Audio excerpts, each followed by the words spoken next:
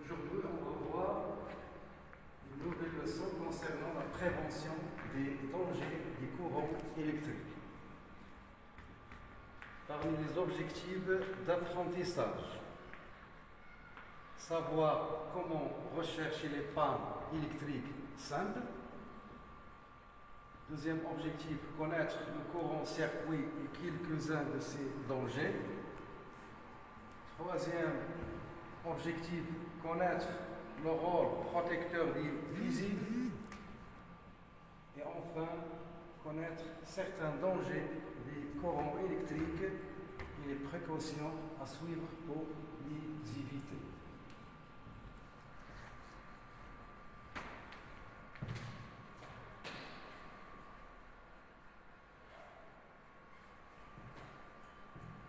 Premièrement, recherche les pannes dans un circuit électrique. Expérience 1. Alors, pour l'expérience 1, on a un générateur, une lampe L1, des fils de connexion et un interrupteur. Alors, lorsqu'on ferme l'interrupteur, observation bien sûr, lorsqu'on ferme l'interrupteur, la lampe L1 ne s'allume pas. Ça veut dire quoi? On peut conclure bien sûr qu'il existe une panne dans le circuit. Qu'est-ce que ça veut dire qu'il existe une panne dans le circuit? Ou bien il y a une panne dans le générateur, ou bien il y a une panne dans la lampe L1, ou bien il y a une panne dans l'interrupteur, ou bien les fils de connexion. Voilà. La lampe ne s'allume pas, donc il existe une panne. Maintenant, on ne sait pas où est la panne. Est-ce que dans le générateur, l'interrupteur, la lampe, ou bien les fils de connexion.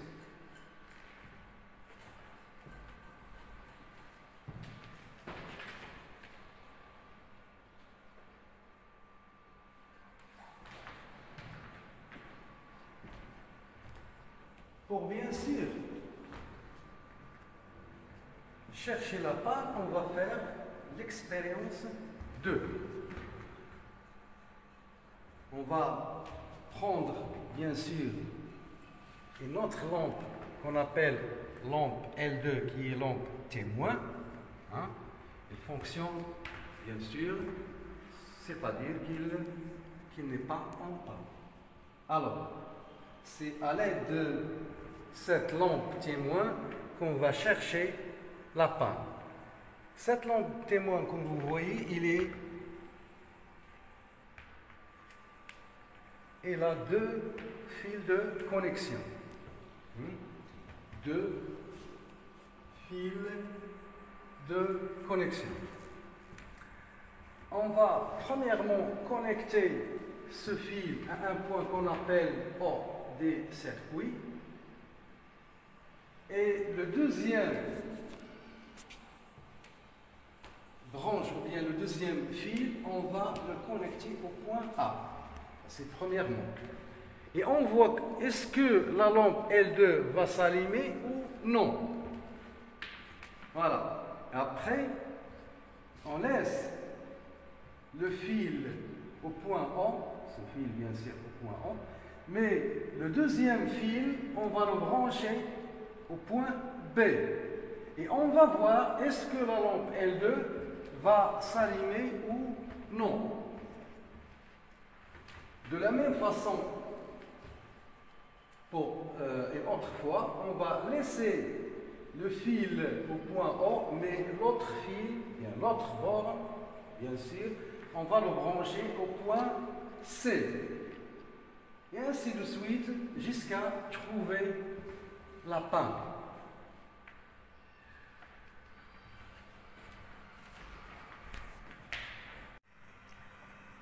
Maintenant, comme vous voyez, on a un générateur, une lampe, un interrupteur et les fils de connexion. Lorsqu'on ferme l'interrupteur, comme vous voyez, la lampe ne s'allume pas. Donc, c'est l'expérience qu'on a appelée 1. Donc, on a une panne dans cette circuit. Alors, on va prendre une lampe témoin. Lampe témoin qui fonctionne bien sûr. Allez, il est attaché à 2 fils comme vous voyez. Alors, je vais connecter ce borne à une borne des générateurs, ce qu'on appelait l'autre fois O, et l'autre borne, bien sûr, je vais l'attacher ou bien le brancher à l'autre pôle du générateur. C'est le pôle qu'on a appelé A. Et on regarde bien que la lampe s'allume. Ça explique quoi? Ou bien ça veut dire quoi? Ça veut dire que le générateur n'est pas en panne. Si le générateur est en panne, on va voir que la lampe ne s'allume pas. Or, la lampe témoin s'allume, automatiquement le générateur fonctionne. Ou bien la panne n'existe pas dans le générateur. Maintenant, je laisse ce fil ici, c'est-à-dire au point A, et je vais changer l'emplacement des branchements de l'autre lampe, c'est-à-dire au point B. Voilà.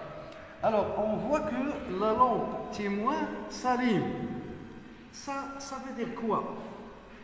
Ça veut dire que ce fil, qu'on va appeler AB, n'est pas en panne. N'est pas en panne. Maintenant, je laisse toujours ce fil au point O, comme vous voyez, et je vais changer l'emplacement des branchements de ce fil. Je vais le mettre au point C, ici.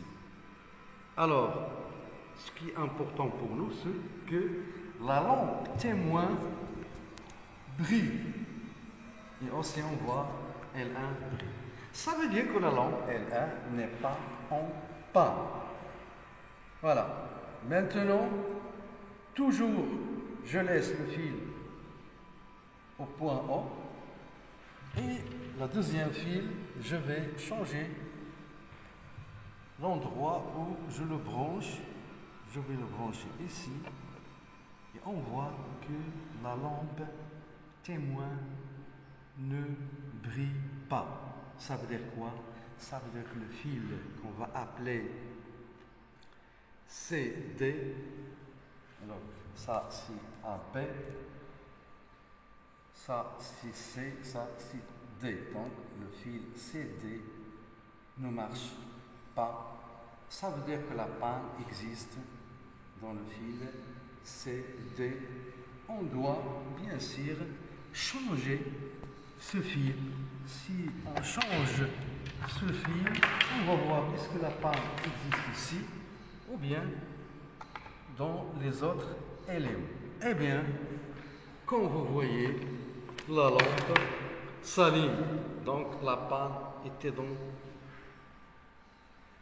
le fil C et D. Si ça ne marche pas, bien sûr, on doit chercher la panne dans les autres éléments. Mais puisque la lampe s'allume, alors on arrête de chercher la panne.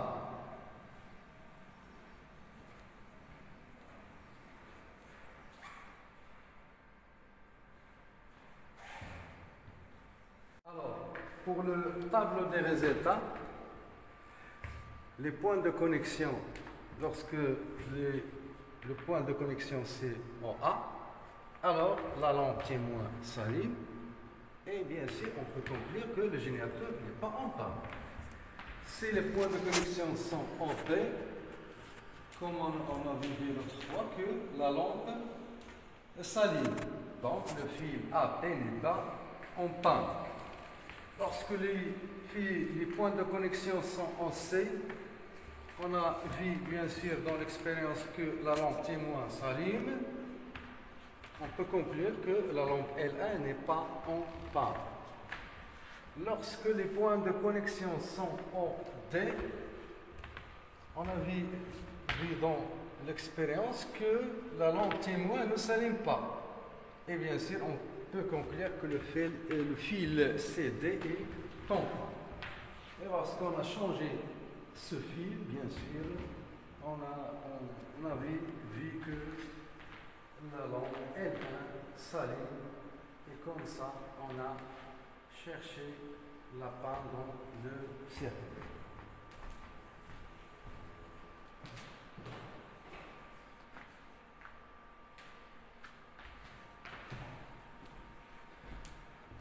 Alors, comme conclusion, pour chercher une panne dans un circuit électrique, on peut utiliser la méthode suivante. On réalise un circuit électrique formé d'un générateur et d'une lampe témoin.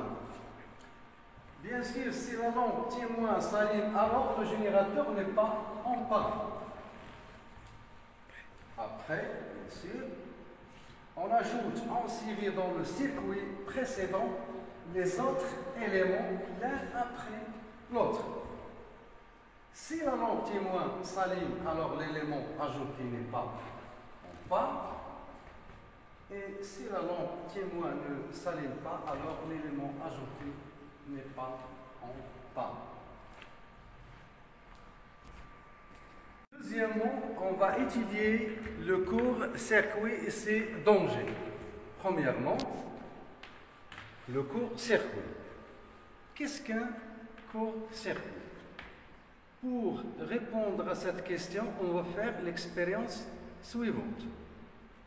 On va réaliser ce schéma comme vous voyez des circuits électriques, comportant bien sûr un générateur, lampe L1, lampe L2 et des fils de connexion.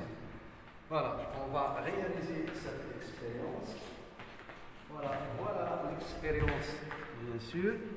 Un générateur, lampe L1 et lampe L2 et 3 fils de connexion comme vous voyez.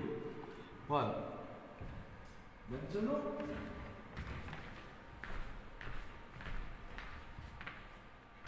on prend un fil de connexion et on le branche entre les bornes de la lampe L1. Bien sûr, ce fil de connexion, il est branché, comme vous voyez, en dérivation ou bien en parallèle avec L1. Voilà. Ce qu'on va voir, bien sûr, c'est que la lampe L1 va s'éteindre. Mais la lampe L2 va continuer à briller, mais d'une manière très forte, comme nous allons voir dans l'expérience. Alors,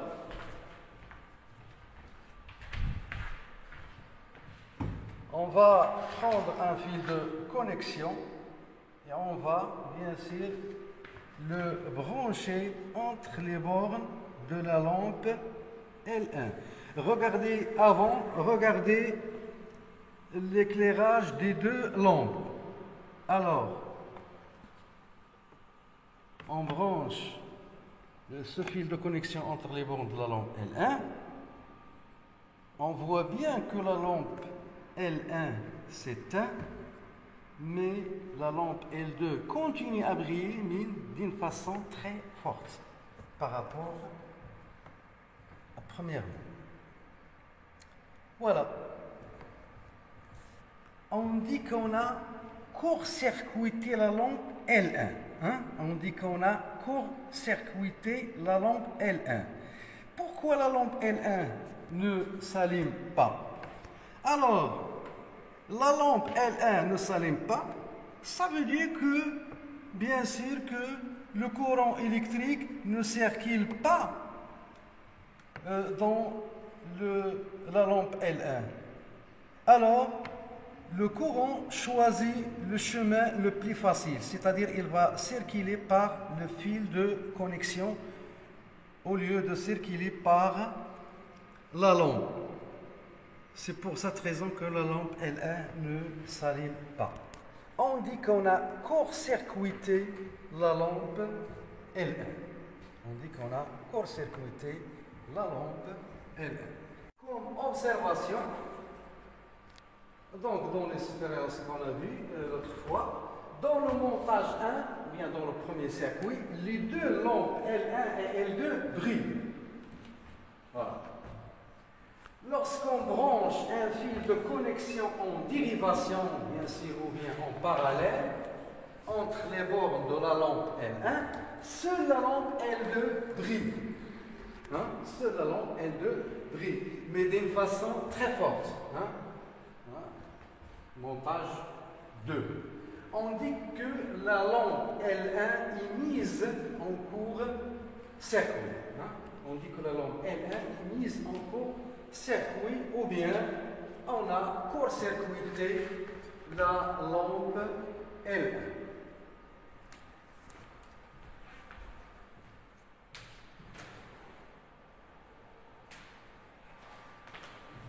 Voilà, maintenant, comme conclusion, on dit qu'un des pôles est mis en court-circuit si on branche à ses bords un fil de connexion. On dit qu'un des pôles est mis en court-circuit si on branche à ses bords un fil de connexion. Voilà.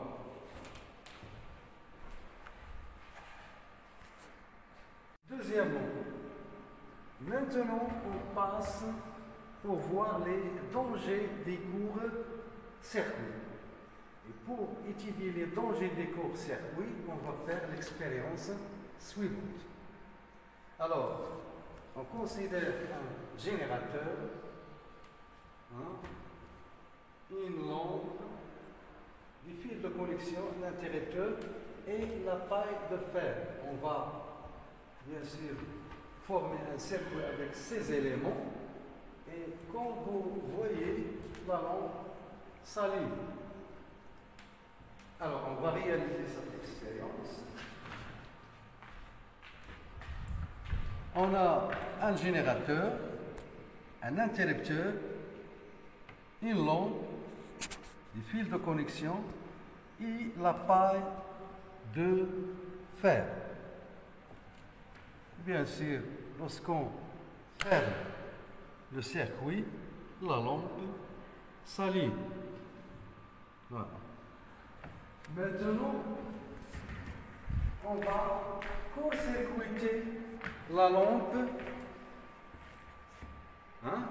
c'est-à-dire qu'on branche à ses bords un fil de connexion pour le court-circuiter.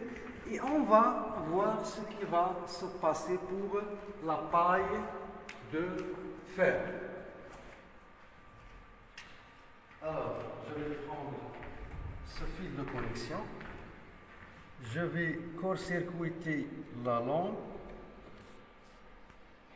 La lampe va s'éteindre, comme vous voyez, mais il y a, comme vous voyez, il y a une combustion de la paille de fer. Il y a une combustion de la paille de fer. Et ça peut causer un incendie.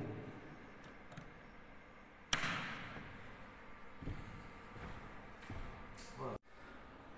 Alors, comme observation et interprétation, lorsqu'on court-circuitons la lampe, celle-ci s'éteint. Dans le montage 2, bien sûr. Alors, le courant devient plus intense. L'intensité du courant augmente, bien sûr. Et ça provoque la combustion de la paille de fer. Ça provoque la combustion de la paille de fer. Pourquoi? Parce que lorsque le courant devient plus intense, la température des fils augmente. Alors, ça provoque bien sûr la combustion de la paille de fer et ça peut causer soit un incendie bien sûr, soit bien sûr dégrader les autres éléments des circuits ou bien l'endommagement des éléments des circuits.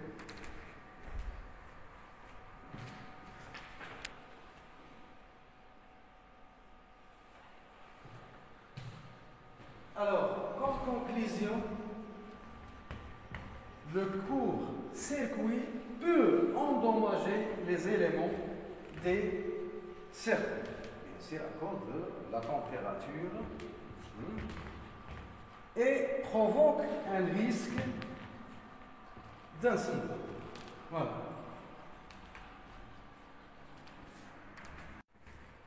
Troisièmement, protection des circuits de points physiques. On va savoir qu'est-ce que ça veut dire un fusible. Alors, on considère le circuit électrique suivant, constitué d'un générateur, d'une lampe, des fils de connexion et un filament de plomb connecté entre ces deux points. On va bien sûr court-circuiter la lampe et on va voir bien que le filament de plomb va fondre. Ce qui ouvre le circuit. Alors, on passe à l'expérience. On a un générateur, une lampe, fil ou bien un filament de plomb, il y a des fils de connexion. Alors, lorsqu'on court-circuite, alors regardez que le filament de plomb subit une fusion. Voilà. Observation interprétation. Lorsqu'on court-circuite la lampe, on observe l'extinction de cette dernière, c'est-à-dire que la lampe s'arrête de s'allumer. Et bien sûr, on regarde aussi, ou bien on observe aussi la fusion des filaments de plomb. C'est pour cette raison qu'on l'appelle fusible, parce qu'il y a une fusion. Voilà. À ce moment-là, le circuit s'ouvre. Et bien sûr, puisque le circuit s'ouvre, il y a protection des autres éléments des circuits. C'est-à-dire que le fusible joue un rôle protecteur des circuits. Et s'il y a une surintention bien au circuit, alors l'intensité augmente, par conséquent, il y a réchauffement des fils et ceci entraîne à la fusion des fusibles au lieu que les autres éléments subissent bien sûr au lieu que les autres éléments subissent aucun danger. Voilà.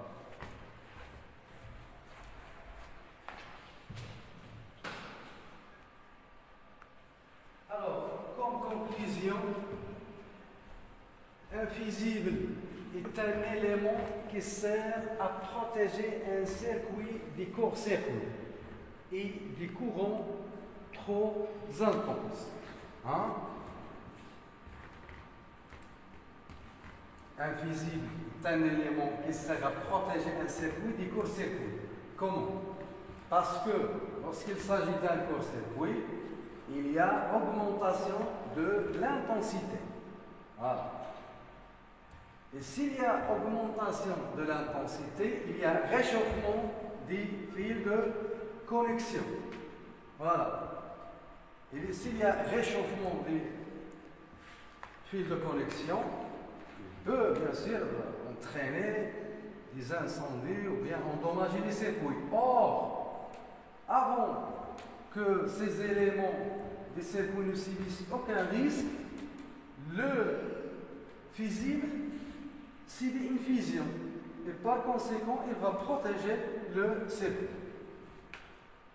Alors pour le symbole normalisé d'un fusible, c'est ça le symbole normalisé d'un fusible, bien sûr. Notez bien que le fusible est toujours monté en ciré dans un circuit.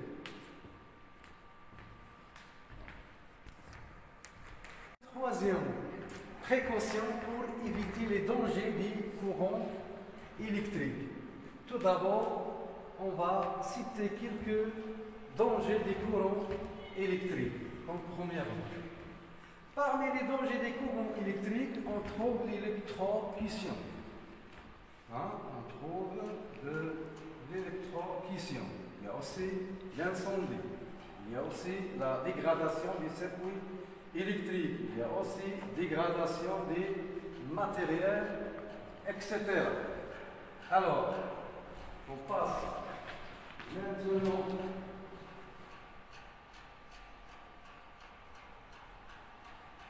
à quelques précautions à suivre pour éviter les dangers des courants électriques. Voilà. Donc, ne jamais toucher un câble électrique vinyle. Ne jamais toucher un câble électrique vinyle. Deuxième point, ne pas toucher ou introduire un conducteur dans une prise de courant électrique. Comme troisième point, ne pas démonter tout appareil électrique pour le réparer ou le nettoyer sans avoir préalablement coupé le courant électrique. Donc, la préparation ou bien la démontation, il faut que le courant ne circule pas dans l'appareil. Toujours là, débrancher l'appareil avant de la réparer, bien sûr, et avant de nettoyer cet appareil. Voilà. Comme troisième point, ne pas tirer sur le fil pour débrancher les cordons d'alimentation. Ne pas tirer sur le fil. Voilà. Il peut subir des coupures, bien sûr, et ça sera danger pour nous. Donc, il ne faut jamais tirer sur le fil pour débrancher les cordons d'alimentation. Ne pas faire passer un câble électrique près d'une source de chaleur. Aussi, ne pas percer un mur à l'endroit où passe un câble électrique. Ne pas percer un mur à l'endroit où passe un câble électrique. Bien sûr, il faut aussi ne pas utiliser d'appareil électrique dans la salle de bain, parce que tout corps mouillé devient plus conducteur. Et bien sûr, le corps humain va subir de graves dangers. Donc, ne pas utiliser d'appareil électrique dans la salle de bain. Aussi, il faut limiter le nombre d'appareils électriques branchés sur une seule prise. Il faut limiter le nombre d'appareils électriques branchés sur une seule prise. Voilà. Ça veut dire quoi? Si le nombre d'appareils électriques augmente, cela veut dire que l'intensité augmente. Et par conséquent, il y a réchauffement des fils de connexion et par conséquent, il peut encourt un risque bien sûr d'incendie. Donc il faut limiter bien sûr le nombre d'appareils électriques branchés sur une seule prise. Voilà pour la leçon d'aujourd'hui. On passe maintenant aux exercices. Exercice 1. Dans le montage électrique qu'on va représenter bien sûr, Lorsqu'on ferme l'interrupteur, la lampe L1 ne s'allume pas. Pour chercher la panne, on branche les bornes A et B de la lampe témoin entre les différents points du cercle.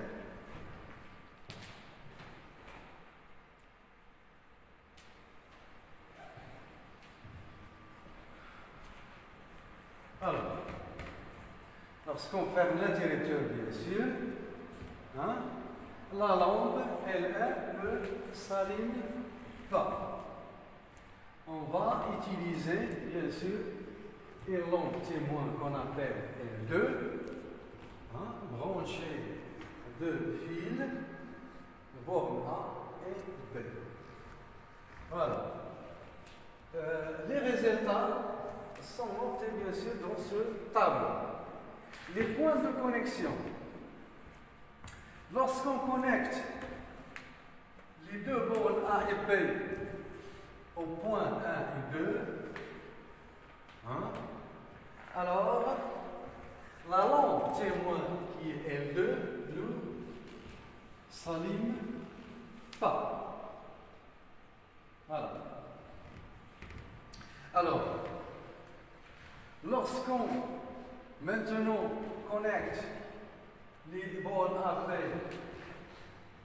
entre les deux points 2 et 3, c'est-à-dire A par exemple ici et B ici, la lampe L2 ne s'allume pas. Maintenant, A par exemple au point 3 et B au point 4. La lampe L2 ne s'allume pas. Maintenant, A au point 5 et B au point 4, par exemple. La lampe s'allume. Hein? La lampe, bien sûr, témoin s'allume. Donc, comme question, montre l'élément qui est en bas. Hein? Donc, l'élément qui est en bas. Quel élément qui est en bas? Donc, bien sûr que l'élément en bas, c'est la lampe L1. Hein? Donc, l'élément qui est en bas, c'est la lampe L1. La lampe, ou bien l'élément, pardon, l'élément qui est en bas et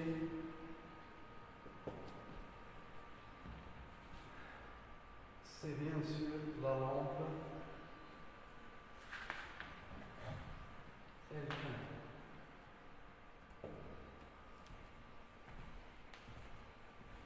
Voilà.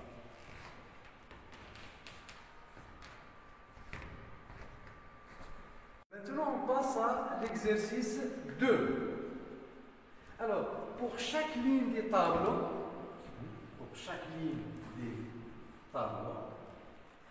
indique là ou bien les bonnes réponses.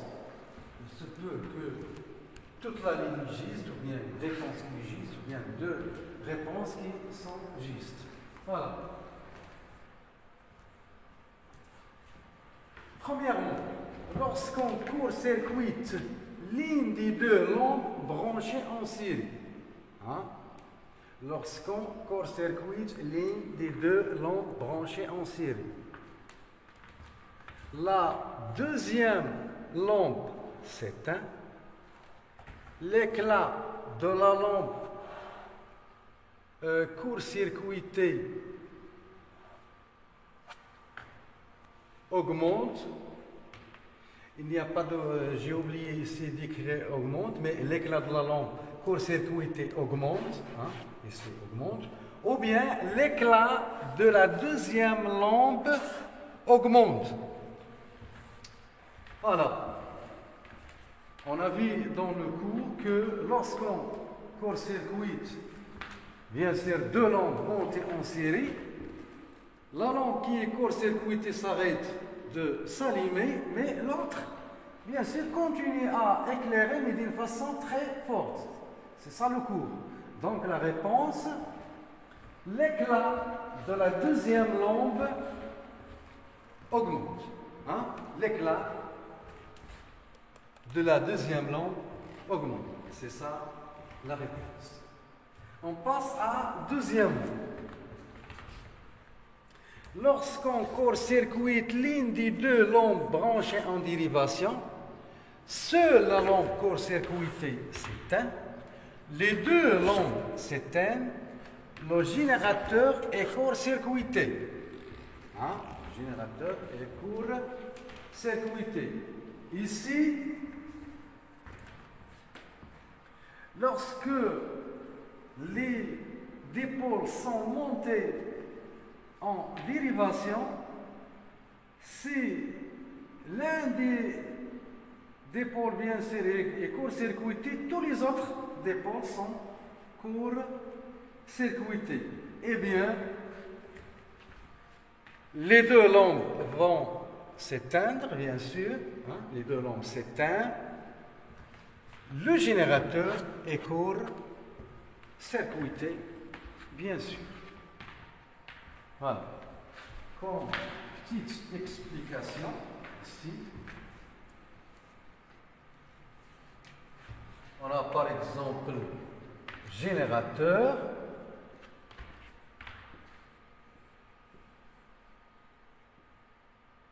lampe L1,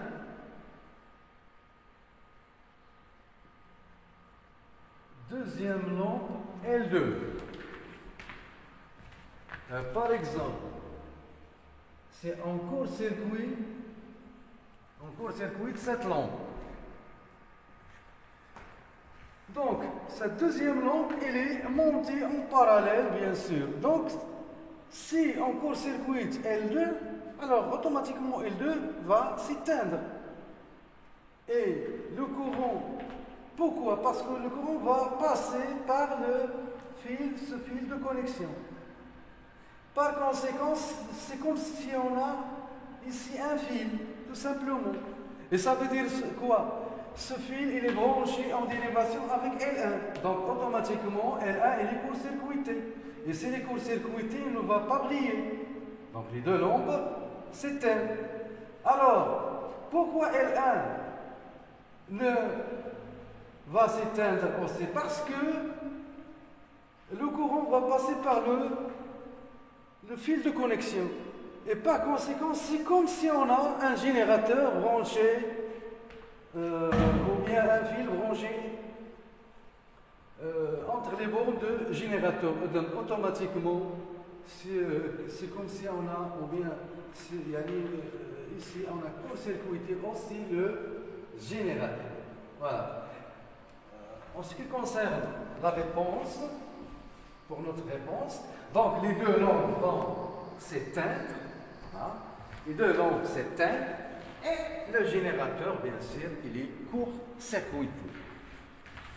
Alors, on passe à troisièmement, pour protéger un appareil électrique d'une surintensité, c'est-à-dire une augmentation de l'intensité du courant électrique, on l'a relié à une lampe, on l'a relié en dérivation à un fusible, bien avec un fusible, on l'a relié en série avec un fusible.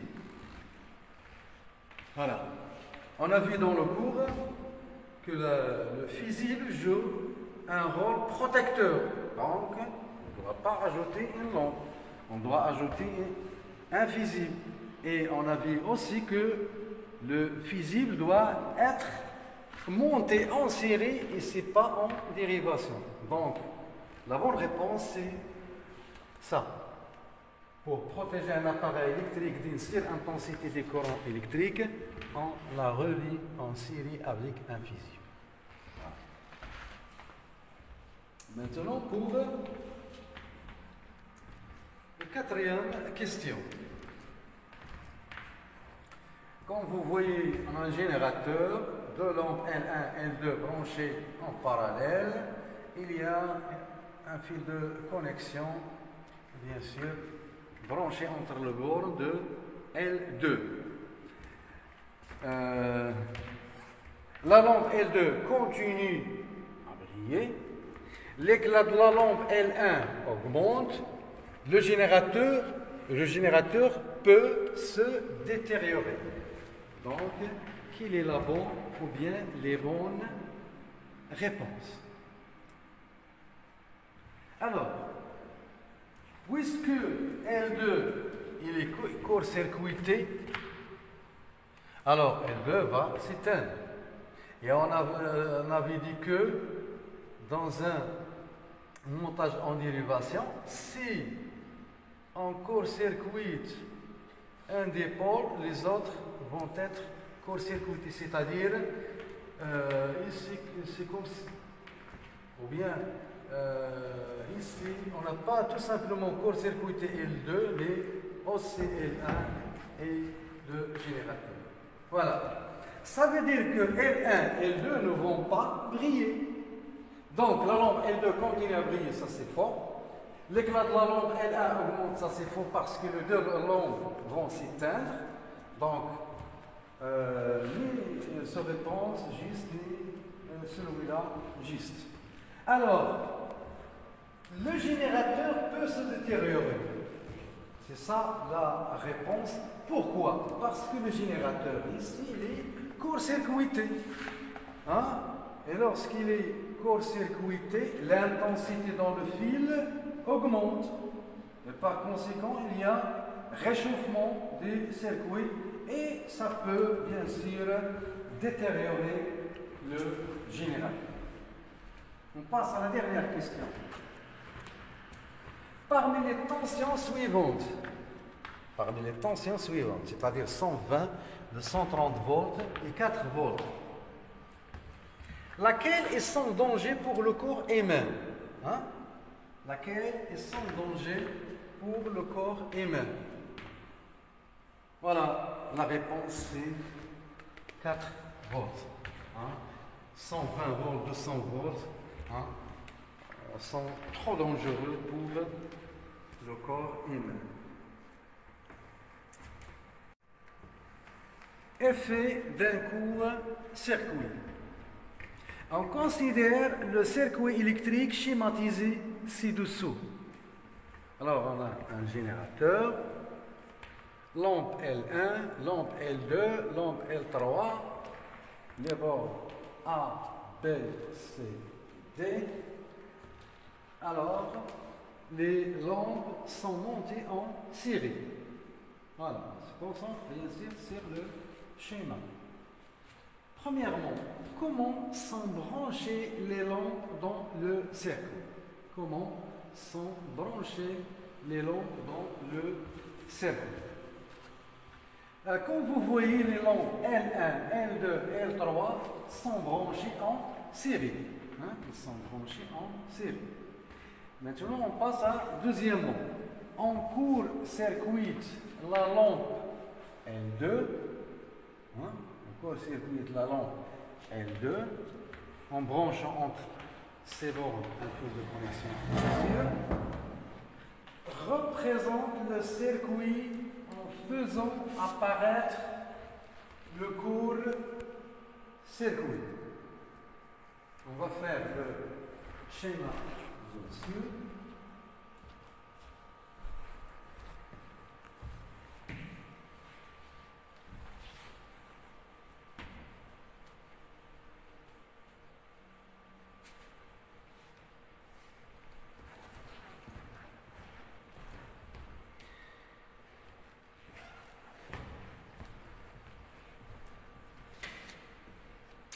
Alors, on a un générateur.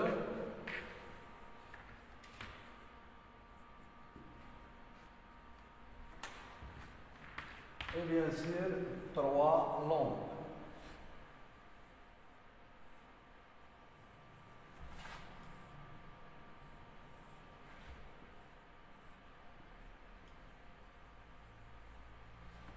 L1, L2, puis L3, A, B,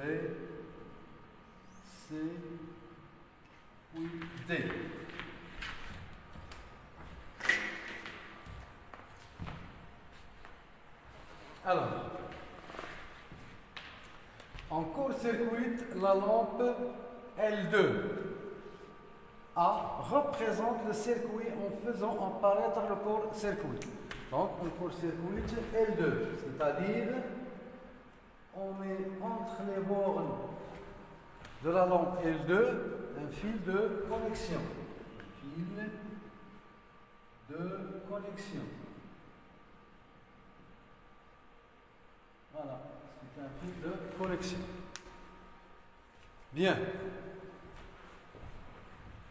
Maintenant, B. Quelle lampe s'éteint? Quelle lampe s'éteint? Voilà. Lorsqu'on court-circuit L2, comme vous voyez ici, donc le courant va circuler dans la lampe L1, puis le fil de connexion, puis la lampe L3, et bien sûr, il passe comme ça. Alors, il ne passe pas, comme vous voyez, par L2, parce que L2 est court-circuité.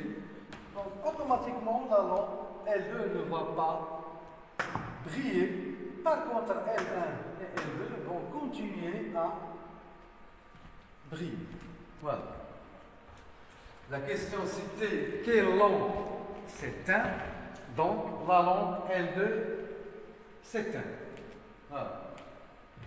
Troisièmement, on enlève le fil précédent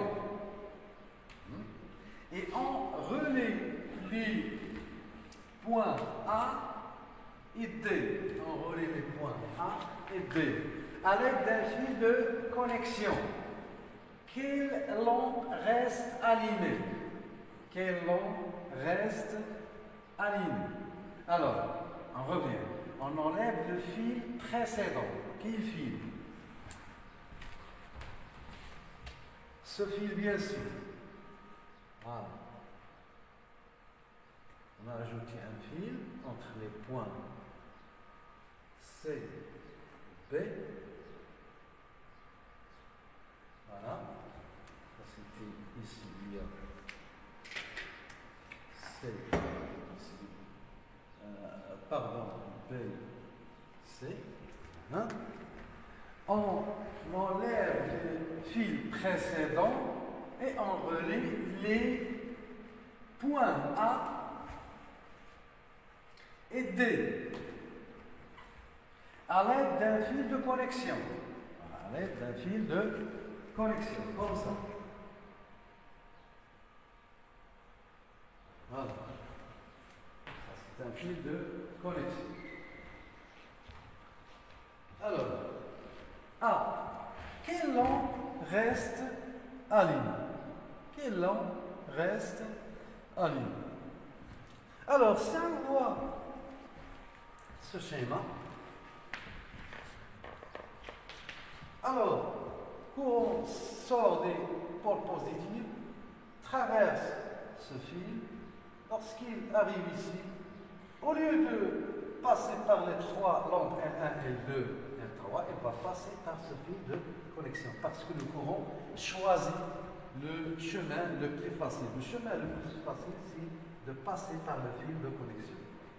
Ça veut dire quoi? Ça veut dire que les trois lampes L1, L2, L3 sont court-circuités. Sont tous court-circuités et par conséquent, aucune lampe ne s'allume. Aucune lampe ne s'allume. Tous les lampes vont s'éteindre. Alors, question, quelle lampe reste allumée? Aucune lampe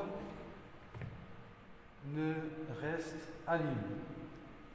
Voilà. Maintenant, B. Le générateur est-il court-circuité? Si on regarde le schéma, est-ce que le générateur est court-circuité? Voilà. Il est court-circuité parce que C'est comme si on a mis ce fil directement au bord des générateurs. Il est bien sûr au bord des générateurs. Donc le générateur et les corps circuités. Si vous éliminez les trois lampes, ça veut dire qu'il est automatiquement entre les bords des générateurs. Ça veut dire que le générateur est court-circuité. Voilà. La réponse, le générateur est-il court-circuité? Oui, le générateur est court-circuité. Maintenant, c'est que se passe-t-il si on laisse les points A et D reliés trop longtemps? Hein? Que se passe-t-il? Hein? Qu'est-ce qui se passe lorsqu'on laisse les points A et D reliés trop longtemps par ce fil de connexion? Qu'est-ce qui va se passer? Alors, on sait que l'intensité au cours d'un court-circuit va augmenter. Ça entraîne à le réchauffement des fils de connexion. Et par conséquent, il peut qu'on risque un incendie ou bien ce générateur va être bien sûr endommagé. Il peut endommager le générateur.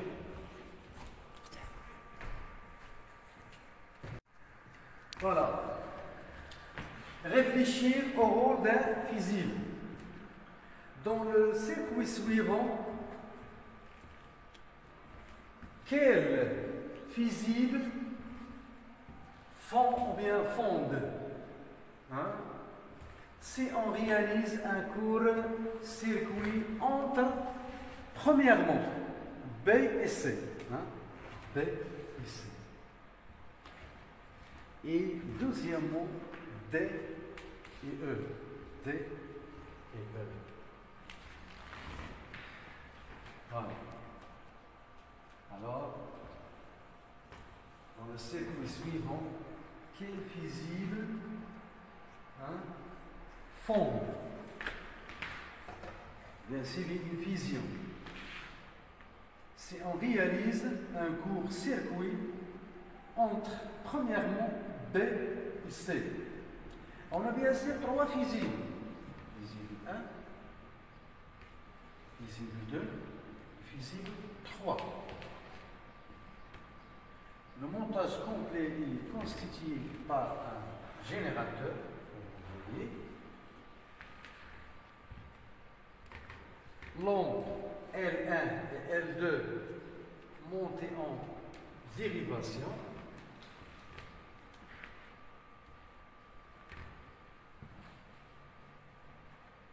Fusible monté en série avec le générateur. Deuxième fusible branché en série avec L1. Fusible 3 branché en série avec L2. Voilà. Alors, si on réalise un court-circuit entre BC, c'est-à-dire on relie ces deux points par un fil de connexion. Ça veut dire quoi? Ça veut dire que qu'on court-circuite L1. L1, à ce moment, il est court-circuité. Et ça explique quoi? Ça explique que, bien sûr, le courant va passer par le fil de connexion qui a court-circuité L1, et bien sûr, il va traverser aussi le fusible 2. Ça veut dire que dans cette branche, l'intensité augmente. Il y a réchauffement, bien sûr, de cette branche, et par conséquent, le fusible 2 va fondre. Hein? Va fondre. à cause de l'élévation de la température qui est causée par le court-circuit de L. Ça, premièrement. Maintenant, deuxièmement, si encore, ou bien si on réalise un court-circuit entre D et E, c'est-à-dire qu'on relie cette branche avec un fil de connexion de de D jusqu'à E. Ça veut dire quoi? Ça veut dire quoi? Ça veut dire, c'est comme si ce fil il est aussi branché en A et B. C'est-à-dire qu'on a court-circuité en même temps L2 avec le fusible 3 et aussi la lampe L1 avec le fusible 2. Donc, cet ensemble va être court-circuité. Lorsqu'on branche ou bien lorsqu'on met en court-circuit, on réalise un court-circuit entre DE, donc cet ensemble d'éléments va être court-circuité. Ou bien, au lieu que le courant va passer chaque fois par une de ces branches, il va passer tout simplement par le fil quand, bien sûr, on le branche entre DE. Ça veut dire quoi? Ça veut dire qu'il y a augmentation de l'intensité dans ce fil ici, et par conséquent, dans le générateur, le fil qui relie le générateur au fusible 1, c'est comme s'il n'existe pas cet ensemble, bien sûr.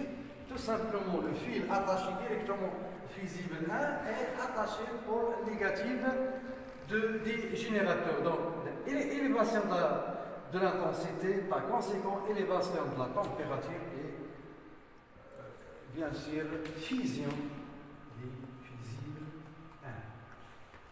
Donc, si on réalise un court-circuit entre T et E, seul le fusible 1 va subir une fusion.